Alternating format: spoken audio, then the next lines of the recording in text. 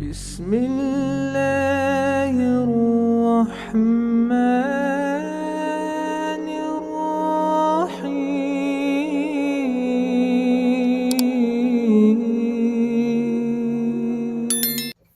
Assalamu alaikum wa rahmatullahi ta'ala wa barakatuh. I'm sending my lovely greetings to everyone wherever that you are and you are watching me. Assalamu alaikum wa rahmatullahi ta'ala wa barakatuh. Today I'm going to do reaction to Sheikh Omar Dawa'h. So please kind of do me a favor. If you know that you haven't subscribed to my channel or this is the first time you are crossing this channel, please subscribe to my channel, like it and share for me. Thank you very much for supporting me. I really appreciate it. I'm not going to take your time here. Let's go straight to the Dawah and listen to what Sheikh is saying. And I'm not just talking about your child or a friend of yours or someone that you think is angelic because of the way that they carry themselves, but someone who just popped into your life.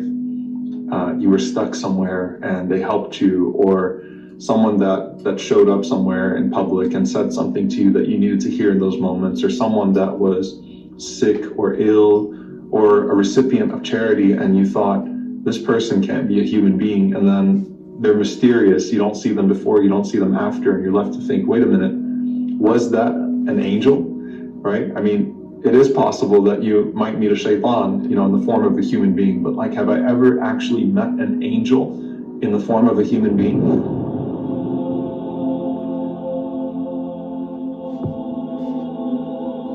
There's a hadith of the Prophet ﷺ where he talks about these three men from Bani Israel, and they were contemporaries, as is made clear in the hadith. And the Prophet ﷺ said there was a bald man, a man who was a leper, and a man who was blind. And an angel went to all three of them and asked them, what is it that you want? What is it that you want to change about yourself? And the leper said that I would want to have good skin because the people feel an aversion towards me because of my leprosy. And the angel touches that person and suddenly their skin is cured altogether. So they have full skin again. And the angel says to that person, and what type of property is most beloved to you? And the man says, camels. And so the angel then brings a pregnant she-camel and says, Barakallahu laka fiha, may Allah bless you with that she-camel. And this shows that it's Allah that's going to provide, not the angel. Allah is the one who blesses. And it's also a wisdom in that this person is now going to see this valley of camels come from this one pregnant she-camel to really see the generosity of Allah subhanahu wa ta'ala unfold before their eyes. And so suddenly that person has the skin that they want, the appearance that they want, and they also have the wealth that they want and become a very wealthy person. The angel then goes to someone who is bald and says, what would you like to change about yourself? And the bald man says that I'd love to have good hair, right? I feel like it would beautify me. I feel like it's what's missing in my life. And so the angel touches that man's head, gives him an angelic hair transplant. You can't find that anywhere in the world today. And suddenly that person has a full head of hair. And the angel then says to the man, and what type of property is most beloved to you? And the man says, cows. So the same thing happens. A pregnant cow is given, and the angel says, Barakallahu laka fiha, may Allah bless you with it. And suddenly he has an entire, plot of cows. And then he goes to a person who is blind. And we know that that is a very specific type of test. There are multiple rewards that you find in the hadith for the person that is blind and patience with Allah subhanahu wa ta'ala. Many scholars who suffered from this. And says to the blind man, what would you like? He said, I'd love to have my eyesight back, my vision back. And so the angel wipes his eyes and suddenly he can see again. And then he says to him, and what's the most beloved of property to you? He says sheep, which is very simple, right, if you think about it. So he's given a pregnant sheep, and that gives birth to an entire plot of sheep. And so he's got his entire property in front of him that he can work with and that he can deal with. And so each one has their herd now, and they have their property, and they have the appearance that they want, and they have the blessings that they want. The Prophet ﷺ says that then the angel comes back to each one of those people in the same human form as they were before. So to the leper, the angel shows up with leprosy, a human being with leprosy that's also poor. To the one who was bald, the angel shows up looking like the person used to look, also poor. And for the one who was blind, the angel also shows up in the form of a blind man that's also needy. And as that angel shows up to each one of them, the angel asks them for support. The leper and the bald man deny that they used to be poor, and they say that, that I earned this, and they basically shoo the man away.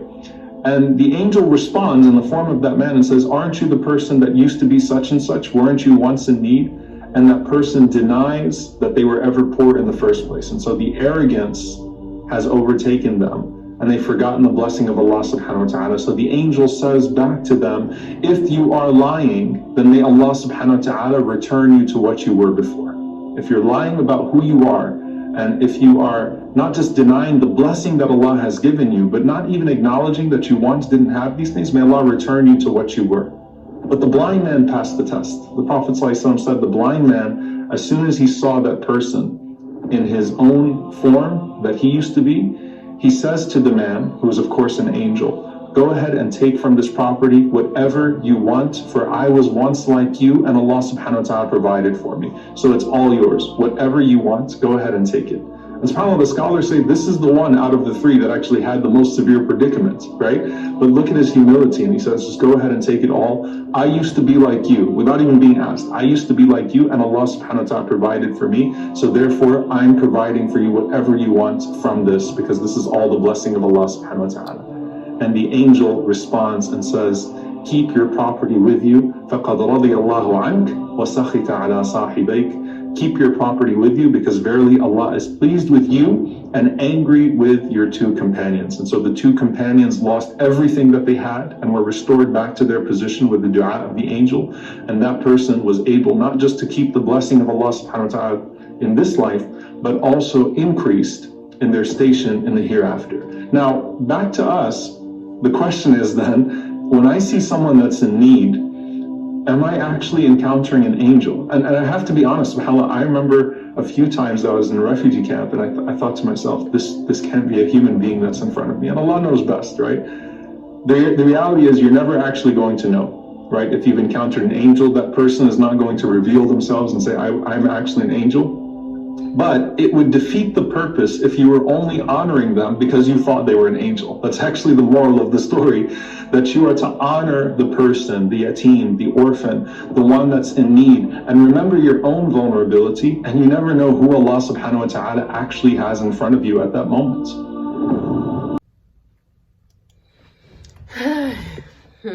Okay, my people, we finished listening to Sheikh Umar Dawa'h, and I want to ask you guys, I don't know, what did you learn from his dawah and what did you benefit from it?